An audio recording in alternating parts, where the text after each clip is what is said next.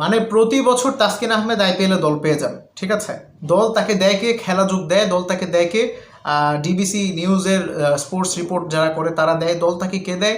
দল তাকে দেয় হচ্ছে যমুনা স্পোর্টসের, মানে বাংলাদেশের যত মিডিয়া আছে, হ্যাঁ, প্রতিবারই হচ্ছে তাসকিনের সাথে পাঞ্জাব কিংসের ফোন আলাপে কথা হয়েছে, তোমাকে আমরা 5 কোটি টাকা দিয়ে কিনবো, তোমার বিসিবি যদি এনওসি না দেয় তাহলে আর সম্ভব না। প্রতিবারই তার সাথে রয়্যাল চ্যালেঞ্জার্স বেঙ্গালুরুর কথা হয়, হ্যাঁ, তাসকিন তুমি খেলবে, তাসকিন তুমি এই করবে সেই করবে।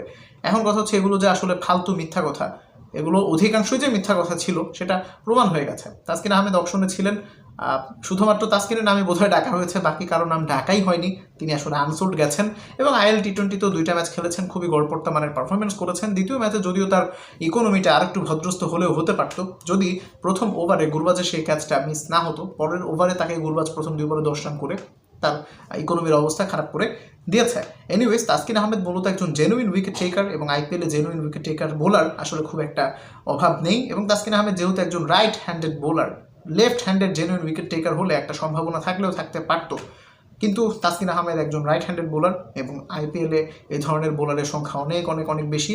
সো তাসকিন আহমেদের আসলে দল পাওয়া আইপিএলে হবে না, এটা আমি আগেই আন্দাজ করেছিলাম। এই বিষয়ে একটা ভিডিও বানিয়েছিলাম যে শুধুমাত্র মোস্তাফিজ এবং তানজিম সাকিব ছাড়া আর কারো আসলে দল পাওয়ার সম্ভাবনা আমি দেখি না। হলো তাই, শুধুমাত্র মোস্তাফিজই দল পেয়েছেন, শুধু দলই পাননি, তিনি ইতিহাস করেছেন বাংলাদেশিদের মধ্যে সবচাইতে most expensive Bangladeshi player to play IPL. তিনি এই রেকর্ডটা করে ফেলেছেন, 9,20,00,000 টাকা।